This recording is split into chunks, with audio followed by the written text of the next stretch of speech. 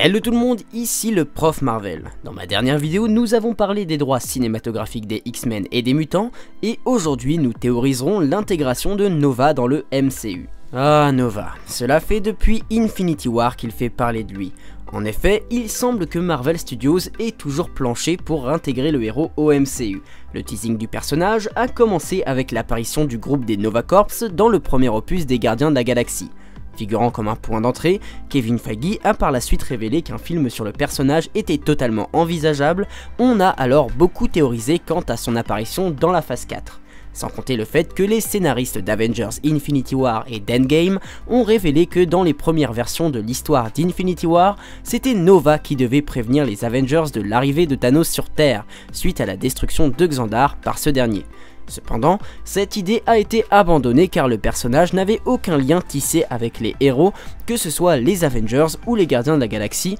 et ce rôle a été repris par Bruce Banner alias Hulk.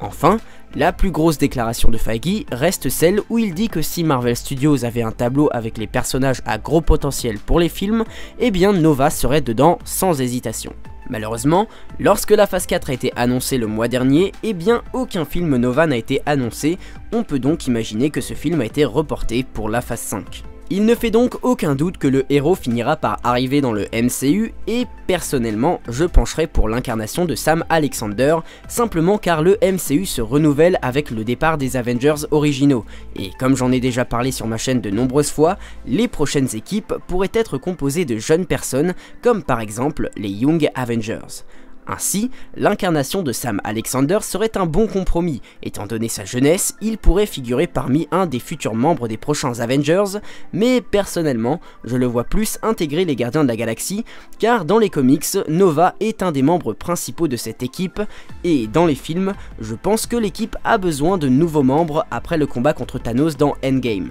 Pour intégrer le personnage au film, il n'y aurait alors rien de plus simple. On pourrait imaginer que Sam Alexander pourrait avoir le même âge que Peter Parker, voire qu'ils soient dans le même lycée et que les deux garçons se connaissent, un peu comme dans le dessin animé Ultimate Spider-Man, même si cette option me paraît compromise au vu des récentes annonces concernant Spider-Man dans le MCU. Même si cette amitié entre les deux garçons n'est pas développée, cela ne changerait rien à l'acquisition de la force Nova par Sam. Logiquement, on pourrait se dire, en s'inspirant des dires des scénaristes d'Endgame, que lors de la destruction de Xandar par Thanos, toute la force Nova présente chez les Nova Corps se serait regroupée dans un casque et que celui-ci aurait été projeté sur Terre. Ainsi, Sam tomberait un peu plus tard sur ce casque, que ce soit à l'époque de la destruction de Xandar ou dans le présent actuel du MCU en 2023, en imaginant bien sûr que ce casque ait atterri dans un coin reculé, là où peu de personnes seraient susceptibles de l'avoir vu. On pourrait même se dire que le casque ait précédemment appartenu à Richard Rider,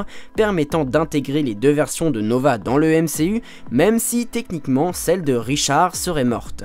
Ensuite, comme Nova est un héros cosmique, ses aventures le mèneraient tôt ou tard à croiser les Gardiens de la Galaxie et qui sait à les rejoindre. Cependant, comme vous le savez, Spider-Man part maintenant du MCU, alors à moins d'un revirement de situation entre Sony et Marvel, on pourrait au contraire imaginer que Nova ne rejoigne pas les Gardiens et prenne la place de Peter en tant que jeune héros terrien, ou alors, il pourrait naviguer entre la Terre et le cosmos sans rejoindre réellement d'équipe, justifiant donc la production de plusieurs films solo. Enfin, Marvel Studios a plutôt tendance à introduire ses héros dans d'autres films avant de leur faire des aventures solo, on pourrait donc très bien imaginer que Nova soit intégré dans le troisième opus des Gardiens de la Galaxie, étant donné qu'aucun film sur le personnage n'a été annoncé pour l'instant. La vidéo est à présent terminée, si elle vous a plu, comme d'habitude, n'hésitez pas à lâcher le petit pouce bleu des familles qui fait plaisir, à vous abonner à la chaîne si mes vidéos vous plaisent, à me rejoindre sur Snapchat pour être au courant de mes actualités,